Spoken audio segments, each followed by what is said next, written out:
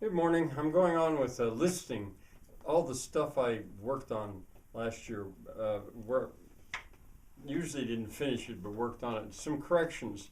Uh, it was December 8th, that concert. And it wasn't a concert, it was a sing along, but it was wonderful. Um, and and and then the flu that I got later, I said type 4, it was type A. Uh, and what really, I don't think I mentioned this, what really worried me about that was I broke a rib with coughing. And then how do you clear your lungs when you can't cough without intense pain? And what I'd figured out finally, I guess people do with broken ribs, all I could do was just hug myself really tight at that spot and cough. And anyway, I managed to get over it. All right, now going on with this list. Um, uh, well, I ought to have better light for myself here. All right, the GUR. I made a plan for on top of the hill of a GUR. That's like a yurt, and I want to build. I started to build it actually. Uh, I want to build a GUR, six-sided, but instead of building it the traditional way, I wanted to have six freestanding, what I call bunk bed sheds, bunk beds with a shed roof over it, arranged in a hexagon, and then roofed and around a single fire. That I want to do right on top of the hill. And around that, I want to run eight folk huts. And together, that complex, I think I'm going to think of it as a folk flower because altogether it could shelter around 30. I always lose count, or maybe 32 people, something like that. But anyway, I made the plan for that. I started to work on it, but then the weather stopped me. In a similar way, I completed my plan for the Folk Fold, which is up in the woods, which is a collection of seven uh, folk cabins, I call them, which was a plan of mine, which I largely have stacked, and with folk huts on top of them, and them together making a folk tower, and there'd be seven of them. I not only made the plan for that, I got a lot done on those. One of the things that was haunting me was that my help, a man who has helped me a couple hours a week, usually 2 hours a week for about the last 11 years, he was moving away with his family. Some weeks he helped me 2 days, so be 4 hours a day. So that is mostly the help I've always had. And he was moving away, very strong, Adam, or the Oxman I call him. And with his strength, I was using that all I could to get that ready. He's coming back tomorrow to visit, which is pretty cool. So I got that done, worked on it. I can't say I got it done, but I got a lot of work done on it. All right, the barn bridge. The way you drive a tractor or a pickup truck or a vehicle or horses into a barn around here, that's called a barn bridge.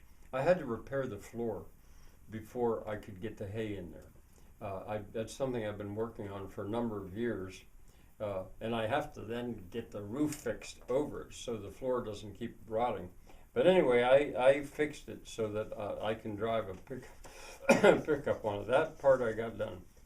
Um, what's this say? Oh, and I got, I call it the triple privy. If I'm going to have people come here and work and stay overnight, they're going to have a place to go to the bathroom.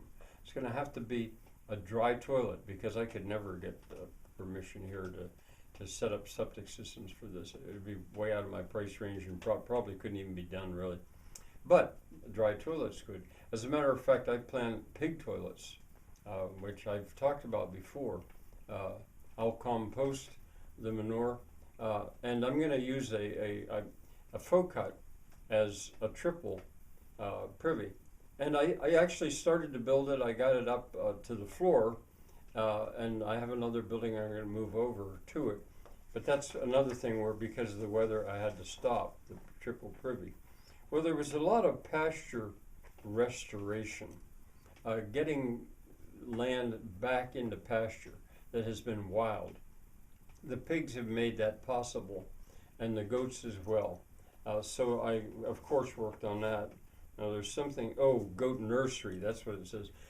In taking care of that crippled goat, Sophie, And in that bitter cold with those other goats as well, I realized there was going to be part of the barn where I'm going to have it ready as a kind of a nursery for baby animals like that, either to keep them away from the sheltered more as much as possible from the cold, but also from the pigs when they're in there in the soiree and stuff.